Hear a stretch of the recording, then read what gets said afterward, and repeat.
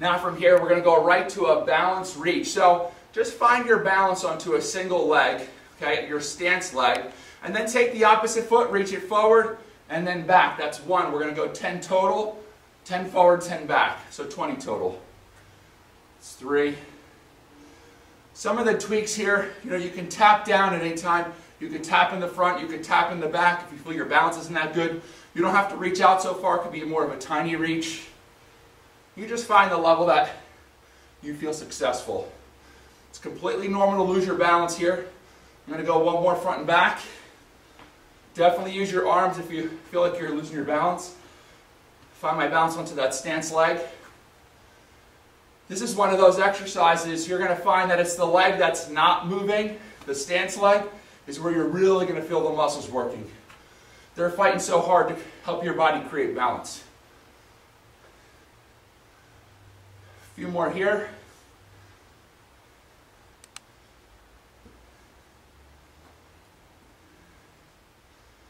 And last one. And then we're going old school, we're going jumping jacks. But we're going to play with the jumping jack matrix. So let's get the feet going, Addising first in the sagittal plane. Put 1 foot ahead of the other, and now let's start to switch them. Let's keep the hands in a familiar pattern. We'll do 10 repetitions and switch.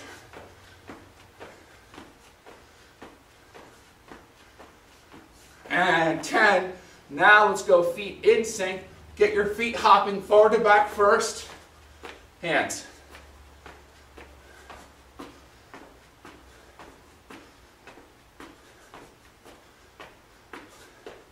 And there we have it. That's round 1.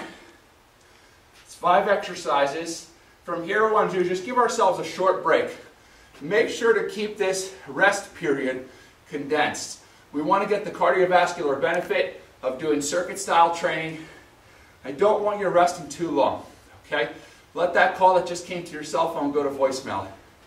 Get yourself a quick drink of water, towel off, whatever you got to do. And let's get ready for round 2, where we're going to explore the same fundamental movement patterns applied to the frontal plane, which means side-to-side tweaks.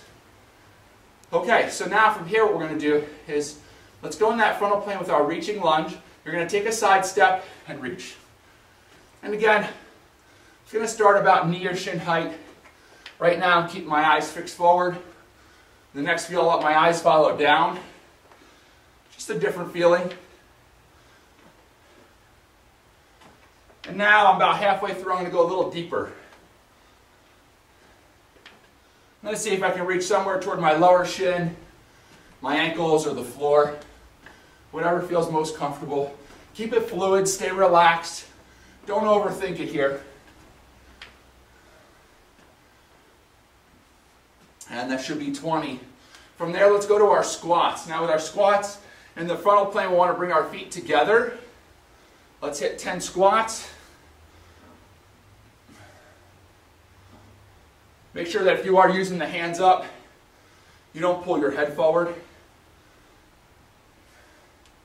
Another variation I'll use with squatting as a counterbalance is as I sit down, I let my hands come up. Whatever feels most comfortable, just go with that. 5 more.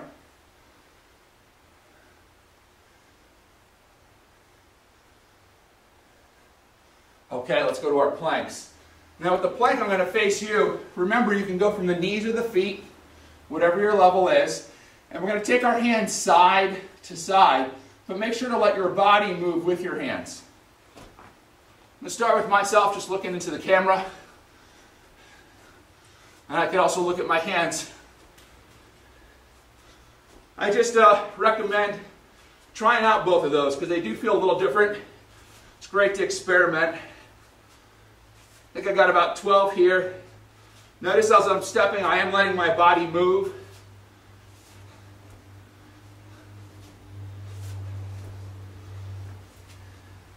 And I'm going to go 2 more here. Okay.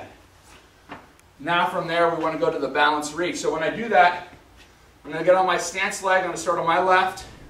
I'm going to take this foot, I'm going to reach out and across. And again, I'm not pushing this as far as I can. I just want my body to stay relatively successful with the balance. And when you do lose balance, that's a completely normal process. Your body's trying to learn how to find balance over its base of support, which is only one foot. And it's through falling or losing our balance that our body becomes stronger and more coordinated. Let's go to the other side.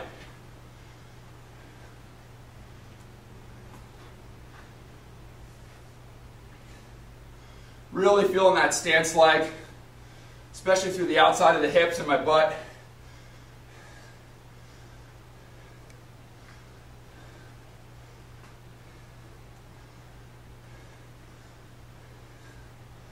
Just keep rolling with the punches.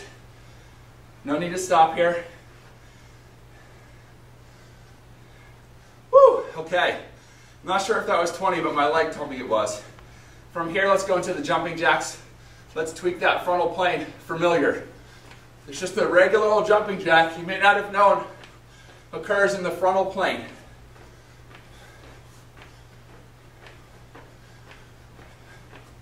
Now, a little tweak to the frontal plane jumping jack. Get the feet moving in sync and keep the hands familiar out of sync.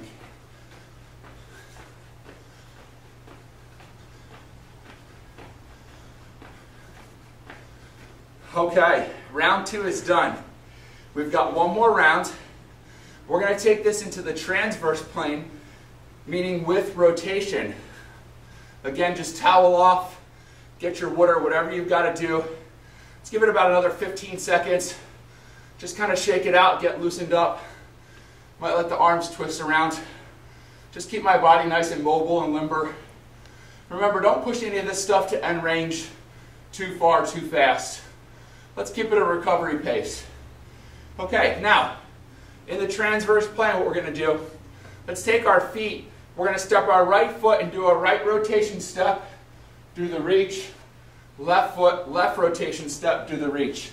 So if you're in a square room, think about stepping to the back corners of the room. And now, as I do this rotation reach, I'm starting somewhere about knee or shin height, letting my eyes follow. I'll do a few where I keep my eyes fixed forward. Completely different sensation through my upper body. That's about halfway. I'm going to go a little deeper into the range. I'm going to try and shoot for about the floor.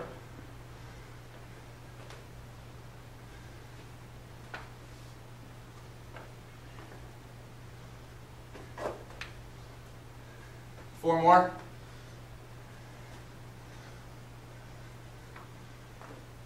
And should be about 20 there. Okay, great. Let's go to the transverse plane squats.